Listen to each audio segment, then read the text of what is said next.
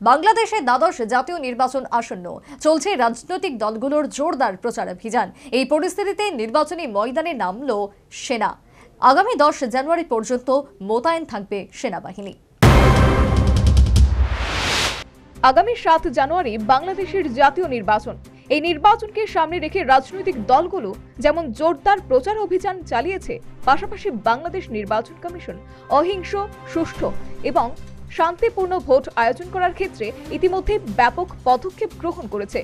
এর মধ্যে বুধবার থেকে বাংলাদেশি নির্বাচনী ময়দানে নামানো হলো সেনা।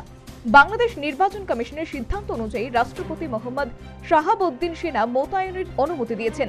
বাংলাদেশের 62টি জেলা এবং 19টি উপজেলায় সেনাবাহিনী তাদের দায়িত্ব পালন করবে।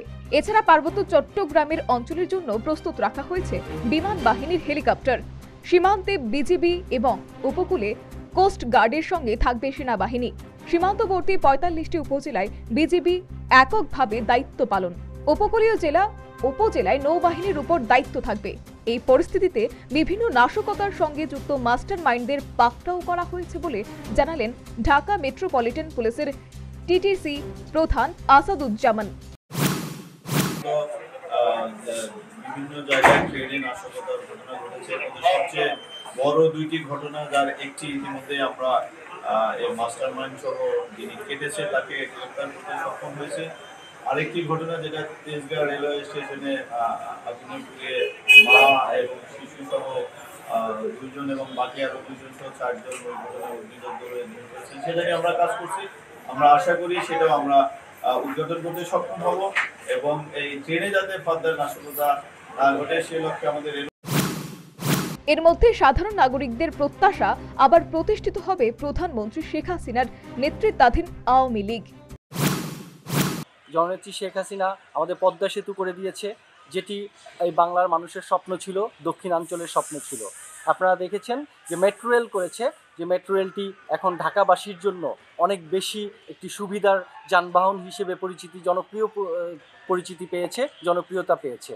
তো সেই জায়গা থেকে আপনারা দেখেছেন যে বঙ্গবন্ধু টানেল করেছে, যেই টানেলটি আমাদের চিটাগাংয়ে করেছে, কক্সবাজারে এয়ারপোর্ট করেছে, বিদ্যুৎ কেন্দ্র করেছে। যেই বিষয়গুলো বাংলাদেশের ধারাবাহিক উন্নয়নের এই চিত্র ফুটে উঠেছে শুধুমাত্র দেশরত্ন শেখ হাসিনা বাংলার মানুষের জন্য যা করছেন, এটি আসলে বাংলার মানুষ চিরদিন স্মরণ রাখবে। বলে শেষ করার মতো নয়। যেমন তার যে উন্নয়নের মধ্যে পদ্মা সেতু থেকে শুরু করে অন্যান্য একেবারে অনেক কিছুই আর কি বলবো, শেষে মোংলা পথ পর্যন্ত যে আবার যোগাযোগের ব্যবস্থা, এই সব কিছু মিলে পুরো জাতি আশা করে তিনি আবার পুনর্নির্বাচিত হয়ে আসুক এবং যে কারণে তারা সবাই যেমন নৌকায় ভোট দেবে। আমিও একজন মুক্তিযুদ্ধের চেতনায় বিশ্বাসী লোক। আসন্ন জাতীয় নির্বাচনকে কেন্দ্র করে গোটা বাংলাদেশে বর্তমানে জমজমাট পরিস্থিতি। চতুর্দিকে রাজনৈতিক দলগুলোর প্রচারে ডামাডোল। এরই মাঝে বুধবার থেকে যোগ হলো সেনাবাহিনীর বুটের শব্দ। 7 জানুয়ারি অহিংস, সুষ্ঠু এবং শান্তিপূর্ণ নির্বাচন আয়োজনের ব্যাপারে বাংলাদেশ নির্বাচন কমিশনের বর্তমানে সজাগ দৃষ্টি। ঢাকা থেকে আমিনুল হকের রিপোর্ট, নিউজ ভ্যানগার্ড।